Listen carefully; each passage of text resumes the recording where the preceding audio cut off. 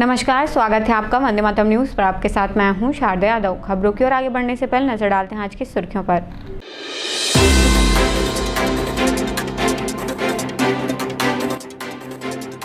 आगामी गणेश चतुर्थी को लेकर मूर्तिकारों की तैयारियां तेज।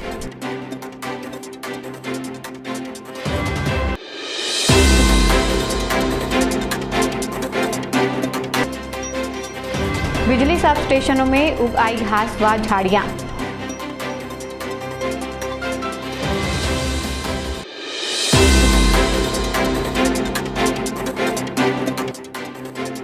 खेतों के बीच जमीन धंसने की घटना आई सामने।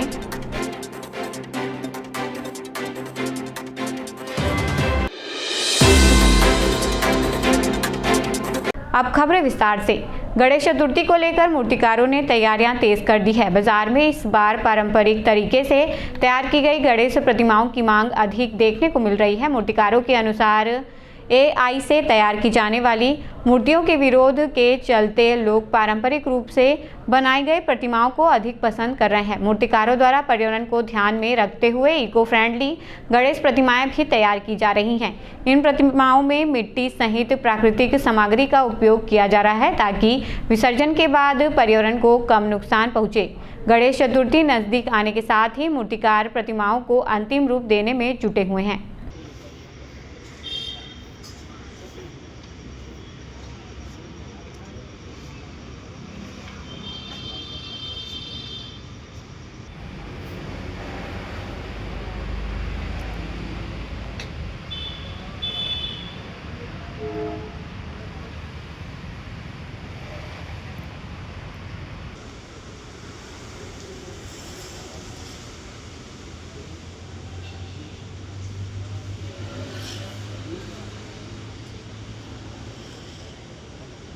हमन गणेश के काम चला, गणेश दुर्गा के पूरा तैयारी चला थी।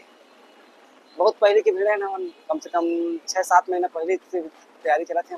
एमा पैरा भूसा पटवा एमा सब रुई में डाल के मिट्टी में डाल के बनाता ना, ताकि धुल भी जाती एक बार में। सब सिंपल टाइप के, जैसे डिजाइन जो राज सिंहासन में बैठे है, कुछ चूहा में बैठे है, ऐसे ऐसे टाइप के बने। कार्टून वाला पूरा बंद हो गए और जैसे फालतू वाला जैसे जानवरों में बैठे रहते, डायनासोर जैसे हनुमान जी वाला भी बंद हो गए पूरा। सिंपल वाला चला सब। हनुमान जी वाला नहीं बनने बोला, पैसे की इधर ही थोड़ा हाँ कुछ बढ़े सारी कम से कम 100-200 रुपये के थोड़ा कम से कम 200 रुपया से लेकर कम से कम 15,000-18,000 तक गणेश। अभी तो गणेश जी का तैयार आ रहा है, बना रहे सबसे तैयारी। वो 6 महीना से पहले काम चालू किया है सेट। तो मेरे मैं अभी यहाँ आया काम के लिए। वो मिट्टी का पैरा मिट्टी नहीं एकदम नहीं, एकदम साधारण भव्य मूर्ति बन रहा है गणेश जी। अभी सिंहासन राजगद्दी में बैठा है, कमल का फूल के ऊपर बैठा है, चूहा के ऊपर बैठा है, उसी हिसाब से बन रहा है। नहीं प्लास्टर पे इसका नहीं, खाली मिट्टी का ही है। वो घुलने में बहुत दिक्कत होता है, नहीं घुलता है। वो पैरा मिट्टी और लकड़ी से बन रहा है, तो अभी तो पैरा मिट्टी का ही मांगता है। जिले के बिजली सब स्टेशनों में काम करने वाले ठेका कर्मियों की सुरक्षा को लेकर गंभीर सवाल खड़े हो रहे हैं। सब स्टेशनों में बिजली उपकरणों के आसपास घास व झाड़ियां उगाई हैं, जिससे सांप व अन्य जीव जंतुओं का खतरा बना हुआ है। विभाग के अनुसार जिले में करीब 60 सब स्टेशन हैं, जिनकी साफ सफाई का ग्लोबल टेंडर एक एजेंसी को दिया गया है। ठेकेदार को हर महीने सब स्टेशनों की सफाई करनी होती है। हालांकि बरसात के दौरान कुछ स्थानों पर पानी जमा होने और अन्य कारणों से सफाई प्रभावित होने की बात विभाग ने स्वीकार की है। अधीक्षक अभियंता के मुताबिक जिन स्थानों पर पानी जमा होने या अन्य कारणों से सफाई नहीं हो सकी है, वहां स्थिति सामान्य होने के बाद सफाई कराई जा रही है।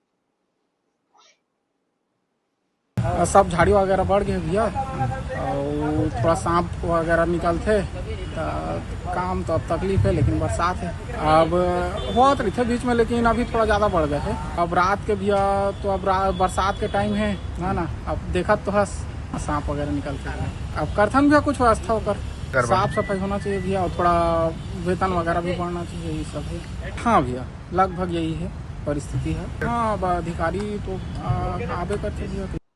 पीछे आप देख ही रहो भैया, पूरा यार्ड जो जंगल हो चुका है। इसके बारे में कई बार हमने ठेकेदार को भी और अधिकारियों को भी अवगत करा चुका है कि बरसात से पहले यहाँ पे साफ सफाई कराया जाए करके। बरसात में काम करने बहुत समस्या भी है, जहरीले जीव जंतु घूम रहे हैं यार्ड में, हमको आके स्प्रिंग चार्ज करना और भी काम करना है, परमिट देना, परमिट कैंसिल करना, ये सब चीज़ के लिए यार्ड में आना पड़ता है। और जहरीले जीव जंतु जैसे घूम रहे हैं तो उससे बिल्कुल भय बना रहता है कि कहीं कुछ हो ना जाए। बिल्कुल निकलते हैं भैया, जैसे कि आपको मालूम है कोरबा जो है पूरा जंगलों का क्षेत्र है, अनेक प्रजाति के यहाँ पे सांप मिलते हैं और सांप का बिल्कुल भय बना रहता है। कल ही शाम को यहाँ पे बुधवारी सब स्टेशन में सांप निकला हुआ था। उच्च अधिकारी को एक बार हमने ठेकेदार के साथ बैठक करने के लिए पत्राचार किया गया था, जिसमें 31 जुलाई को त्रिपक्षीय बैठक होना था, लेकिन किसी कारणवश वो बैठक भी कैंसिल कर दिया गया और बैठक नहीं हुआ। टोटल अपने में 60 सब स्टेशन है पूरे ज़िले में, और जिसका ग्लोबल टेंडर मिला है एक ही ठेकेदार को, तो उनका हर महीना उसको साफ सफाई करना रहता है। बशर्ते अभी बरसात के टाइम में नहीं, कुछ जगह छूट गया है, जैसे ही पानी छोड़ेगा तो उसको सफाई करेंगे उसको, और जहाँ जहाँ इमरजेंसी है वहाँ को कर रहे हैं, उसको करवा देते हैं अभी 2-3 दिन में करा देते हैं, उसको नॉलेज में आ गया है। तो नगरपालिका क्षेत्र के आवासीय इलाके बाकी बस्ती में महज 200 मीटर की दूरी पर सुबह खेतों के बीच अचानक जमीन धंसने से सनसनी फैल गई। बताया जा रहा है कि एक बड़े हिस्से की जमीन अपने स्थान से करीब 30 फीट नीचे धंस गई है। घटना के बाद क्षेत्र में लोगों की चिंता बढ़ गई है। घटना की सूचना के बाद एसएसएल के अधिकारियों ने मौके का निरीक्षण किया, लेकिन स्थानीय लोगों का कहना है कि सुरक्षा के पर्याप्त इंतजाम अब तक नहीं किए गए हैं। घटनास्थल पर न तो फेंसिंग की गई है और न ही किसी तरह का चेतावनी बोर्ड लगाया गया है। नमस्कार, हम अभी वर्तमान में जा रहे हैं बाकी मोंगरा स्थित 2 नंबर। पहले यहाँ खदानें हुआ करती थी। इस जगह पे कोयले की खदानें हुआ करती थी पूर्व में, और आज ऐसी खबर आई कि ये आप देख रहे हैं पूरे चारों तरफ हरा भरा खेत है, और आप देख सकते हैं जैसे इस तरफ से दिख रहा है। इन खेतों के बीच में भूस्खलन हो चुका है, मतलब ज़मीनें खिसक गई हैं, और ज़मीन खिसकने से सारी खेतों के जो है पानी उस ज़मीन के अंदर घुस रहे हैं। रास्ता दुर्गम है, पूरा कीचड़ है, आप देख रहे हैं पूरे कीचड़ है चारों तरफ, ये सब दिख रहा है। रास्ते में पूरे कीचड़ है, चूँकि खेती वाली ज़मीन और मेड़ होने की वजह से चारों तरफ कीचड़ ही कीचड़ है। और इन रास्तों के बीच आगे खेतों के चारों तरफ खेत हैं, उन खेतों के बीच में भूस्खलन हुआ। काफ़ी बड़ी घटना है, ब्रेकिंग न्यूज़ है।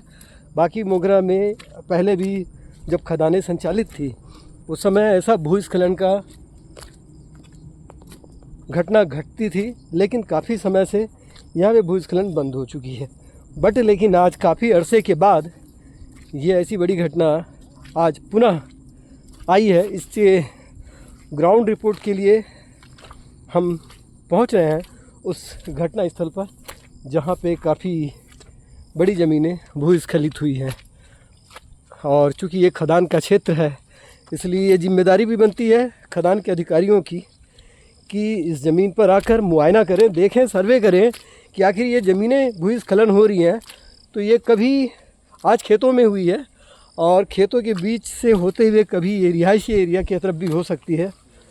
तो उसके लिए उनको ठोस पहल करनी पड़ेगी, एक ठोस कार्रवाई करनी पड़ेगी, और अभी तक से कोई भी इस घटना स्थल पर नहीं पहुंचा है। चलिए मैं आपको लाइव फ़ोटो दिखाता हूं।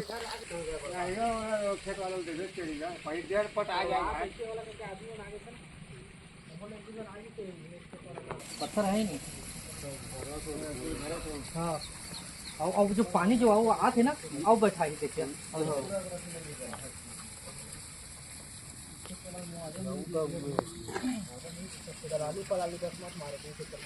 नमस्कार, वंदे मातरम न्यूज से धनेश देवांगन। हम यहाँ पहुंचे हैं 2 नंबर स्थित एक खेती है जमीन पे, जहाँ पे चारों तरफ आपको खेती खेत दिख रहे होंगे, जैसे कि आप व्यू कर रहे होंगे। चारों तरफ खेत है और इन खेतों के बीच में बाकी मोंगरा का ये 2 नंबर का एक गांव है जो नगर पालिका क्षेत्र के अंतर्गत आता है। इस गांव के अंदर ये जो जमीनें हैं, जो खेती की जमीन है, उस जमीनों के बीच में आज एकाएक भूस्खलन हो गया और बहुत बड़ी घटना है। ये ब्रेकिंग न्यूज है। कोरबा क्षेत्र में यदा कदा भूधसान का खबरें आपको मिलता रहता है, लेकिन काफी अरसे के बाद ये रिहायशी क्षेत्र में एक बड़ा भूधसान पुनः आज देखने के लिए मिला है। देख सकते हैं इतनी बड़ी भूस्खलन आज हुई है और ये कृत्रिम है। आपको मैं बता दूं,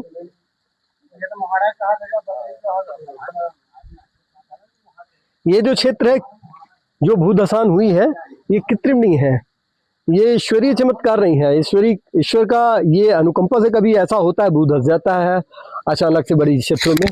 लेकिन यहाँ पर जो हुआ है, ये है ACCL की अंडरग्राउंड खदान होने की वजह से। ये जो तमाम क्षेत्र बाकी मोंगरा के आसपास की जो क्षेत्र हैं, उस क्षेत्रों में कोयला का दोहन आज कई वर्ष पूर्व किया जा चुका है। ये तमाम एरिया जमीनें जो है वो आज भूमि खाली हो चुकी है अंदर से।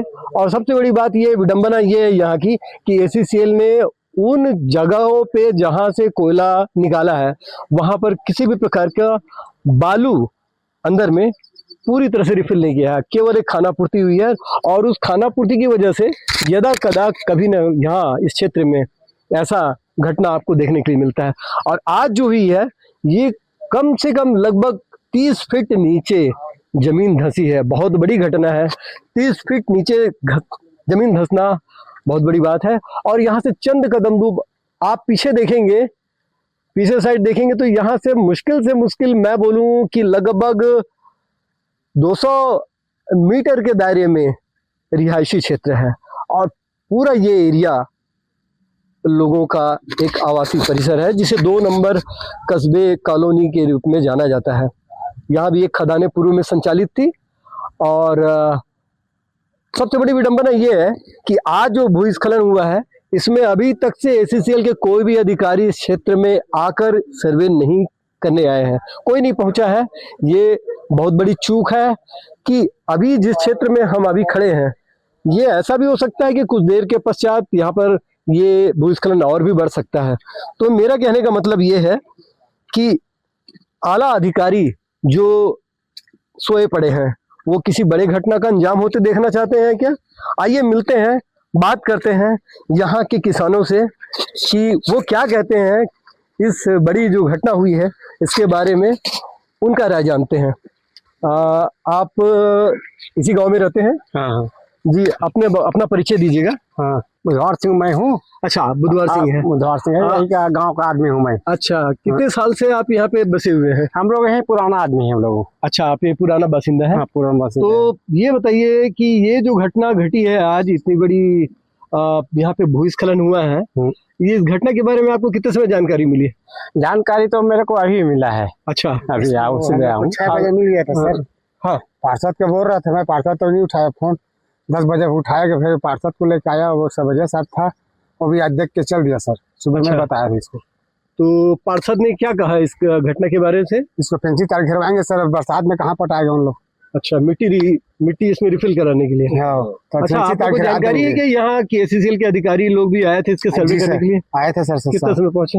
हम लोग 9 बजे पहुंचा सर। तो उनका क्या कहना है इसके बारे से? वही बोला अभी बरसात में कुछ काम नहीं होगा सर, बोला कि पेंसिल तार घेरवा देंगे बोला, और झंडा तो चार्टर करा देंगे। क्या पब्लिक अभी सब खेती किसानी वाला है, अब गाड़ी घुसेगा नहीं सर, ये तो पटवा देता बोला वो, चल दिया वैसे बोला वो। अच्छा, हाँ। ये जो घटना घटी है इसके बारे में क्या बोलना चाहेंगे कि क्यों ये घटना घटी थी?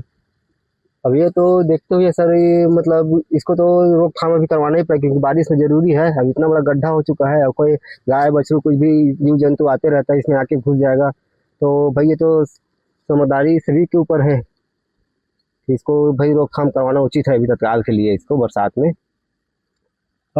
ये जो भूस्खलन हुआ है ये किस वजह से हुआ है, इसके बारे में जानकारी है? इसके लिए तो सर जानकारी नहीं है। एक खदान है, खदान है नीचे में, और उसके बाद सुरंग है। सुरंग के कारण हो सकता है इसमें भाई होल होते हुए घुसते जा रहा होगा। ये तो सामने में खदान है सर, ये पंखा का अपना बजरंगबली वाला वही सोलोंगे सर, बता रहे हैं लोग, पुराना आदमी लोग। अच्छा, एससीएल वाला कर रहे थे भैया, अब नौकरी बैठ गए हैं, अब ऐसे हुआ है। जैसा कि आप देख रहे हैं, गांव के किसान बता रहे हैं कि यहाँ पूर्व में एक खदानें संचालित थी जिसे 2 नंबर के रूप में जाना जाता था। तो 2 नंबर का जो ये खदान था, अंदर में एक सुरंगें बनी हुई है, यहाँ से 4 नंबर भी लिंकेज है। 4 नंबर की भी खदानें आगे में बड़ी खदानें थी, तो 2 नंबर और 4 नंबर बाकी की एक प्रमुख खदानें में से एक थी, जो काफी अरसे से फिलहाल बंद है। लेकिन ये जो घटना घटी है, कहीं ना कहीं इसको जोड़ के देखा जा रहा है कि अंदर में जो सुरंगें हैं, कोयला खदानें बनने के कारण अंदर जो भी सुरंगें बनाई गई थी आज वैसी के वैसी है। इसीलिए बीच बीच में इस तरह से ये जमीन जो है स्खलन होने का घटना घटते रहती है। तो आप लोग क्या चाह रहे हैं इस घटना के बारे से कि इसमें क्या किया जा सकता है? इसमें करना है तो वही फेंसिंग उनसिंग घरवा देंगे, जब बरसात पटवाएगा तभी तो बनेगा सर। पटवाएगा इसको, मिट्टी उट्टी तभी डलाएगा। हम अभी ये घटना स्थल पर खड़े हैं 2 नंबर बस्ती में, जहाँ पे बहुत बड़ी ये घटना हुई है। बहुत बड़ी ब्रेकिंग न्यूज़ है कोरबा क्षेत्र के जिले के लिए। और चूंकि ये एससीएल के एरिया में ये घटना हुई है, तो फिलहाल हम जानते हैं इस पक्ष को कि यहाँ पर ये बार बार भूस्खलन की घटनाएं क्यों होती हैं और इस घटना का परिणाम क्या हो सकता है। तो यहाँ के जो मूल निवासी हैं उनसे अपन चर्चा करते हैं कि इस बारिश, ऊपर से बारिश हो रही है, भीनी भीनी बारिश चल रही है, तो इस बारिश में भी इन्होंने ये यहाँ पे इसके बारे में देखने आए हैं, कि चर्चा करने आए हैं कि ये घटना आखिर कहाँ है, किस तरह से हुई है। आइए जानते हैं। तो बताएंगे आप कि ये जो घटना हुई है आपके क्षेत्र में, ये किस वजह से हो सकती है? एससीएल वालों के उन लोग ध्यान नहीं दे रहे हैं। खदान खुला है तो पूरा यहाँ से गया है ना अंदर ही अंदर। हाँ, तो इसलिए तो इसको ध्यान देते कि कहाँ कहाँ क्या हो रहा है करके, तो देते नहीं है। और देखो इतना बड़ा ये हो गया है, किसी की भी जान जा सकती है इसमें। गाय जानवर हो गया, बच्चे हो गए, खेत वाले काम करने आ रहे हैं, अभी निंदाई का दिन है, काम करने आ रहे हैं, तो वो कुछ भी हो सकता है ना भाई। ये तो पूरा धस रहा है यहाँ से वहां तक। अभी एक प्रश्न मेरा ये है कि अगर यहाँ पर मान लिया जाए, अभी जैसे आप बता रहे हैं निंदाई कर रहे हैं, तो यहाँ कृषक अगर निंदाई करते रहते और इसी बीच में ये धस जाता तो क्या हो सकता था? जान भी जा सकती थी। हाँ, पूरा हाँ, वो मिलते भी नहीं उनका लाश, मतलब इंदर एकदम गड्ढा में है ना। अभी यहाँ से देखिए चंद कदम दूर आप लोग का रिहायशी मकान है, घर का क्षेत्र है, आवासीय परिसर है। तो ये आपको क्या लगता है कि यहाँ पर एससीएल के अधिकारी बोल के गए कि फेंसिंग करा देंगे, मिट्टी से रिफिल कर देंगे, तो आइंदा आगे ये घटना बंद हो सकती है, ऐसा आपको लगता है क्या? इसको अच्छे से ना एक देखें और करवाएं तभी होगा। वैसे फेंसिंग करने से तो नहीं होगा ना, गाय तो आ ही जाएगी। अभी ये घटना मान लिया जाए आज यहाँ घटी है, कुछ समय के बाद यहाँ से चंद कदम दूर आपके रिहायशी एरिया में घट जाए तो क्या होगा? तो इसके लिए आप लोग क्या सोच रहे हैं, क्या मांग है आप लोगों की? एससीएल वाले ध्यान देवें, इधर जो भी हो रहा है उसके लिए। नगर पालिका से आप लोग क्या अपेक्षा रखते हैं? भैया भी ध्यान दें इधर, भाभी, क्योंकि आने वाले समय में कभी ये आगे बढ़ गया, आपकी रिहायशी एरिया में हो गया, तो जान माल का जो नुकसान होगा वो शासन और प्रशासन दोनों की होगी। हाँ, तो आप लोग इसके बारे में आवाज कहाँ तक लेके जाएंगे? अब देखते हैं, सबसे मिलकर बात करते हैं, पूरा बस्ती वाले कि क्या करना चाहिए इसके लिए करके। जी, तो जैसा कि आप देख रहे हैं कि यहाँ पर एक ही मांग है कि ये जो जमीनें यहाँ जो भूस्खलन हुई है, आने वाले समय पे इसका दायरा और बढ़ सकता है, बड़ा भी हो सकता है, विस्तृत भी हो सकता है, और आने वाले समय में जान माल का नुकसान भी हो सकता है। तो इनकी एक ही मांग है कि अगर इसके बारे में एसीसीएल और नगरपालिका थोड़ा ध्यान दें और विशेष ध्यान दें तब तो बहुत अच्छा है, अदरवाइज इसके लिए बड़े आंदोलन की तरफ भी गांववासी जा सकते हैं। कहने का मतलब ये है कि कृषक तो बहुत सीधे साधे हैं, वो उनको सिर्फ एक ही चीज़ चाहिए कि जो यहाँ पर जो भूस्खलन हुआ है वो चारों तरफ से इसको फेंसिंग करवा दें और इसको ज़मीन को रिफिल करा दें, मिट्टी से भरवा दें। लेकिन क्या इसका स्थायी उपचार है? नहीं, बिल्कुल नहीं, क्योंकि यहाँ से चंद कदम दूर आप रिहायशी एरिया देख रहे हैं, ये स्खलन आज यहाँ हुई है, कल घर में भी हो सकती है। पूरा सर देख रहे हो ना, छोड़ते जा रहा है पूरा पानी, पा रहा है कितना लेना है। जी। तो ये चंद कदम आगे बढ़ के जब रिहायशी एरिया में जाएगी तो स्थिति कितनी भयावह हो सकती है, यह आप अपनी आंखों से देख सकते हैं। और एसीसीएल के अधिकारी सिर्फ महज खानापूर्ति करेंगे, चारों तरफ फेंसिंग करा देंगे, इसका स्थायी उपचार होना चाहिए। ये कृषक लोग सोच रहे हैं कि कहीं न कहीं इसका एक स्थायी निवारण हो, इसके लिए पहल करना पड़ेगा एसीसीएल के आला अधिकारियों को, और कोशिश करनी पड़ेगी कि ये घटनाएं फिर कभी ना हो जिसमें जन धन की हानि ना हो। नमस्कार। और जैसा कि अभी मेरे को पत्रकार बंधुओं के और यहाँ के आम जनों के माध्यम से पता चला कि 2 नंबर बस्ती के पीछे में एक पूरा खेत है, लगभग खेत है, वो खेत पूरा धंस गया है, क्योंकि एसीसीएल के पूर्व में अंडरग्राउंड खदान थी और उसी के उसको लोगों ने डिक्लेयरिंग नहीं किया, यानी कि बंद नहीं किया है, जिसके कारण ये धंसान की स्थिति बार बार बनते रहती है। और सबसे बड़ी दुख और तकलीफ की बात यह है कि एसीसीएल प्रबंधन इस ओर ध्यान नहीं देता है। अभी वो धसान हुए कल रात का धसा हुआ है और अभी तक ना उसमें बैरिकेटिंग की गई है, ना वहाँ पर एसीसीएल के अधिकारी आए, लेकिन आ करके देख करके चले गए। तो अभी कोई अगर मवेशी चले गया, कोई जान माल के नुकसान हो गया, तो इसका जिम्मेदारी कौन लेगा? उस खेत में जो नुकसान हुआ है उसका भी कोई भरपाई ये लोग नहीं कर रहे हैं। तो हम सीधे सीधे ये बता रहे हैं कि एसीसीएल पूर्ण तरीके से इस मामले में लापरवाह है और एसीसीएल मांग भी करते हैं कि जल्द से जल्द उसको बैरिकेटिंग करें एवं वहाँ पर के जो किसान का नुकसान हुआ उसको भरपाई करें। वही चीज़ बताना चाह रहा हूँ कि एसीसीएल प्रबंधन तो अपनी जिम्मेदारियों से भागते रहती है और आज वही भाग ही रही है। 12-14 घंटा होने को है और अभी तक एसीसीएल प्रबंधन यहाँ पर आकर के उसको बैरिकेडिंग नहीं कर रही है। मतलब वो तो यहाँ पर ऐसा हो गया है कि अपना कोयला निकाल लिए हैं, उसके बाद अब जनता मरे जिए फड़े कोई भी मतलब नहीं है उनको। इस प्रकार की स्थिति में वो लोग चल रहे हैं। अगर जल्द से जल्द निराकरण नहीं करेंगे तो हम आंदोलन के लिए आगे बढ़ेंगे। कांग्रेस पार्टी द्वारा संगठन को मजबूत और सक्रिय बनाने के उद्देश्य से संगठन सृजन अभियान चलाया गया। अभियान के तहत सांसद ज्योत्सना महंत, पार्टी कार्यकर्ताओं, पदाधिकारियों और स्थानीय नेताओं ने बैठक कर संगठन की मजबूती सहित विभिन्न विषयों पर चर्चा की। बैठक में बूथ से लेकर मंडल और ब्लॉक स्तर तक संगठन को अधिक सक्रिय बनाने, नए कार्यकर्ताओं को पार्टी से जोड़ने और आम जनता की समस्याओं को मजबूती से उठाने पर जोर दिया गया। सांसद ने कहा कि मजबूत संगठन ही किसी भी राजनीतिक दल की सबसे बड़ी ताकत है। प्रत्येक कार्यकर्ता को जिम्मेदारी के साथ अपने क्षेत्र में सक्रिय भूमिका निभानी होगी। क्षेत्र है वहाँ पर यदि नहीं हुआ सही जो कह रहे हैं तीसरी लाइन हो रही है, मैं 3-4 महीने का उन्होंने समय दिया है, ये लास्ट उनका वार्निंग समझ के ले रही हूँ।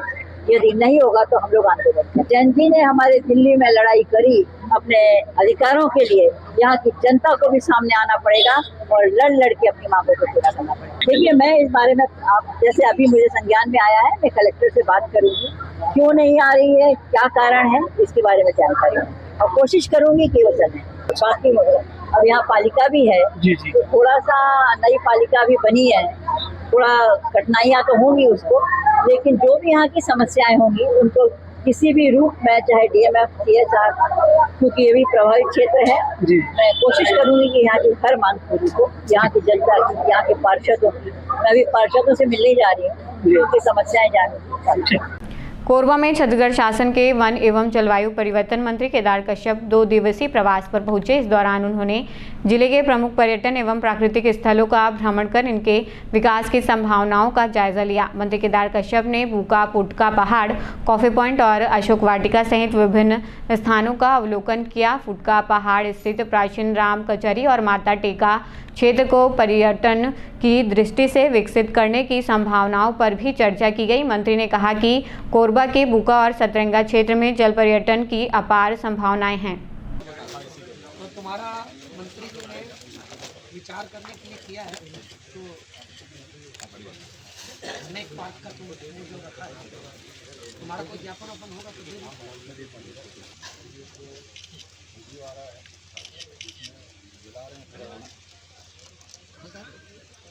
कहाँ से हो? पूरा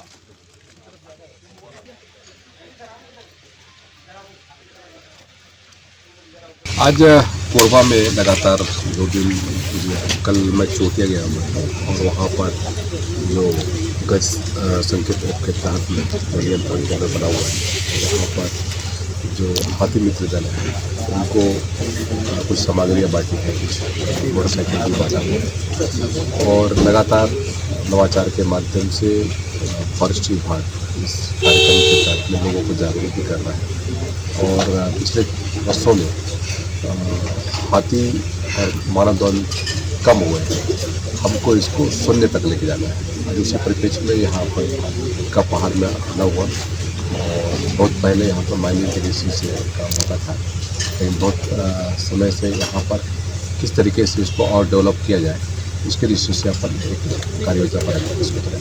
बहुत अच्छा, जब मैं रात में बुकाम भी रुका था और सतरेगा भी बहुत एक अच्छा है और इसके लिए एक अलग से अपन प्लान तैयार करके किस तरीके से वहाँ पर, क्योंकि वो जल विहार क्षेत्र है, बोट हाउस की अपार संभावना है और वैसा अपन वहाँ पर करके वहाँ के लोगों को रोजगार भी उपलब्ध करा सकते हैं और पर्यटन के दृष्टि से लोगों को आकर्षित कर सकते हैं। चिल्ड्रेन पार्क की बात की है और इसके लिए मैंने अपने यहाँ पर होप भी आए हुए हैं और हमारे SES वो भी आए हुए हैं, उनके समझ में इस बात को कहा है कि इसके लिए भी एक प्लान तैयार करके कैसे अपन आने वाले समय में चिल्ड्रेन पार्क के दृष्टि से, क्योंकि ये तो ऑलरेडी जसपुर में बनी रहा है, तो यहाँ पर क्या संभावना हो सकता है उसको लेकर तैयारी कर रहे हैं। खबरों का सिलसिला यूं ही जारी रहेगा। देखते रहिए वंदे मातरम न्यूज़। मिलते हैं अगले बुलेटिन में, तब तक के लिए नमस्कार।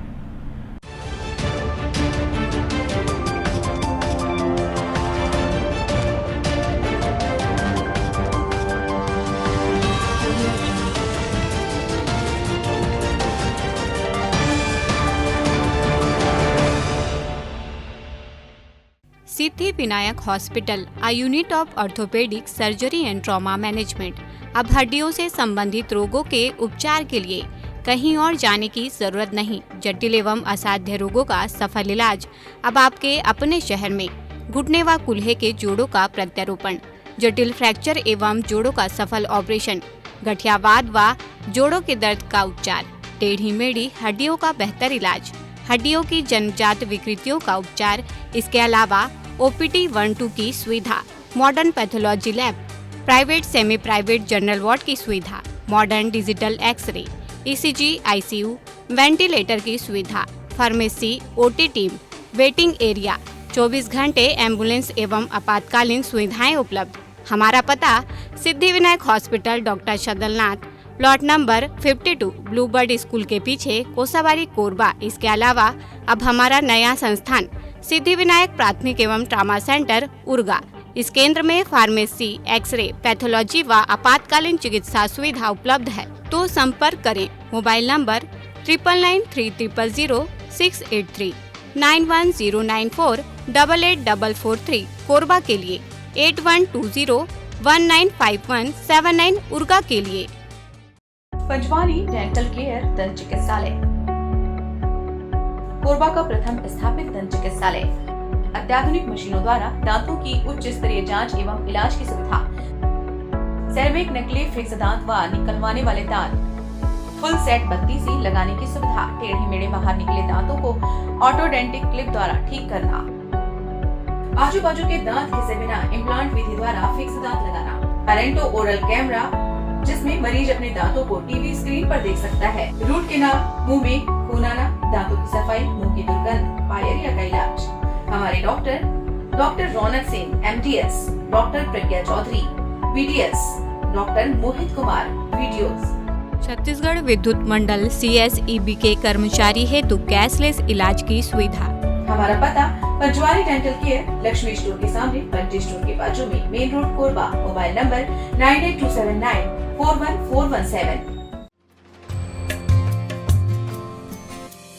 सावन का महीना आए हैं भोलेनाथ, हवा के कण कण में गूंजे हैं डमरू डम डम आज।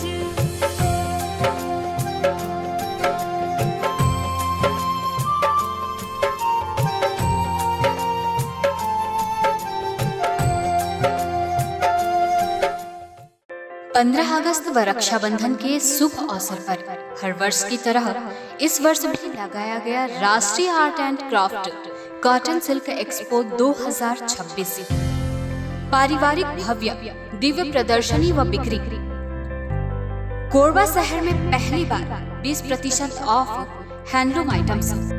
विशेष आकर्षण बिहार, कर्नाटक, तमिलनाडु, आंध्र प्रदेश, उत्तर प्रदेश, महाराष्ट्र, पंजाब, ओडिशा, छत्तीसगढ़, मध्य प्रदेश, वेस्ट बंगाल, असम, जम्मू कश्मीर, राजस्थान, कश्मीर से कन्याकुमारी तक की वस्तुएं एक ही स्थान में 8 अगस्त से 13 सितंबर 2026 तक।